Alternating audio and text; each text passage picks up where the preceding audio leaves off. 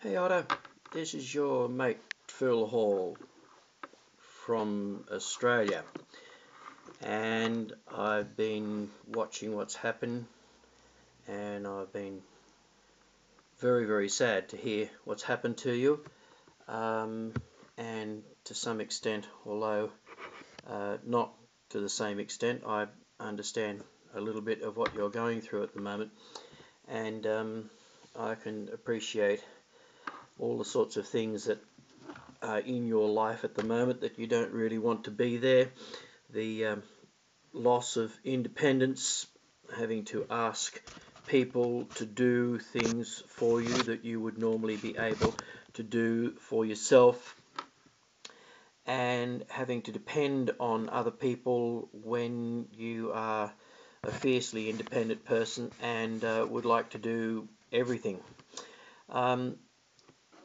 I am really disappointed that you're not going to be able to be at the Classic in January, because obviously I was really looking forward to that, and I do understand, of course, the reason why you won't be able to be.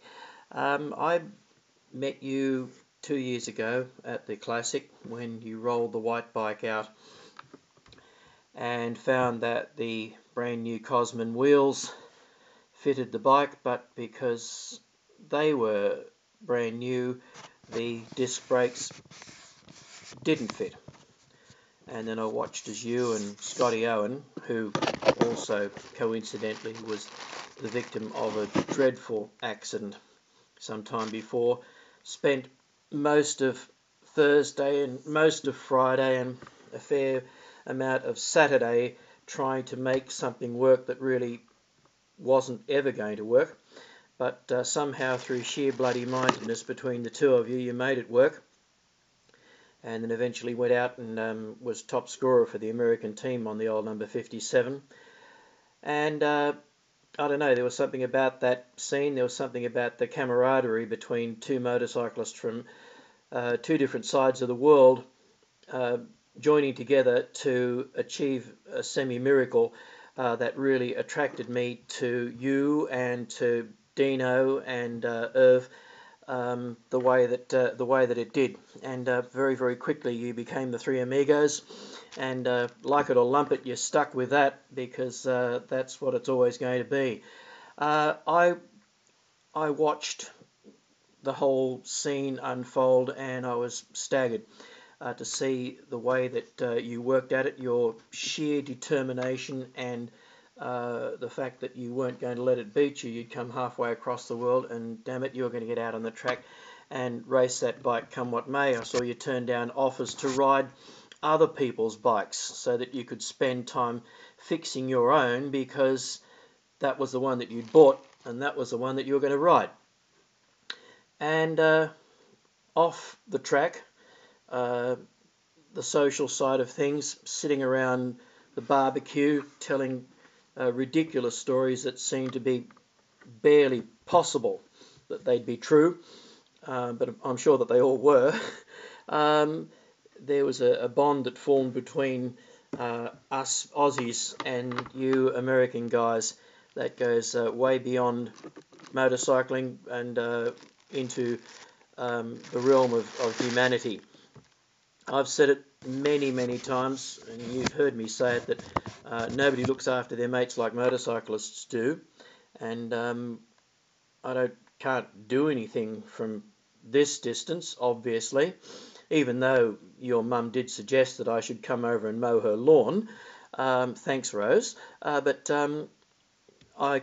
best I can do is to send my message of support to, and you know my situation, you know the accident and the recovery that I went through. Nothing near as horrific as yours, but I can identify, and I do know to a certain extent what you're going through here, and I can understand how frustrating it must be.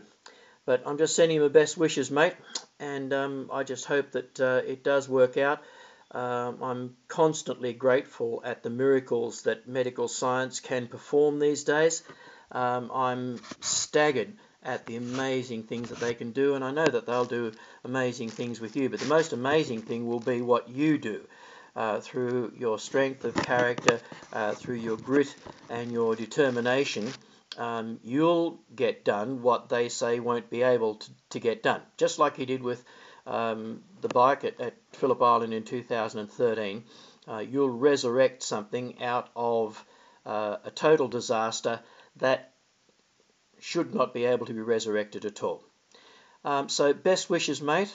Hanging in there with you, praying for you, and looking forward to seeing you again. I do count you as a very dear friend, even though the time that we've actually spent together in the context of time is very, very short.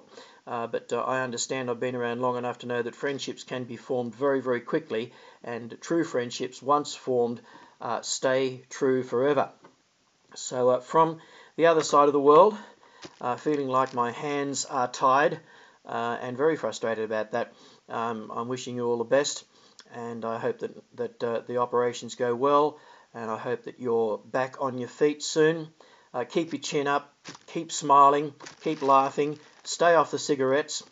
One of the things that the doctor said to me as soon as I got into hospital, they said, "Are you a smoker?" And I said no, and they said, "Good, you've just increased your chances of bone recovery by about 50%. So stay off the fags. You'll recover faster. The blood flow to the limb will be better, and you'll feel better for it in the end. You mightn't feel better for it at the moment, but you will feel better for it in the end. All the best, my good friend, and I'm looking forward to and praying for a miraculous outcome for you. And from Australia, love you lots, mate, and hang in there.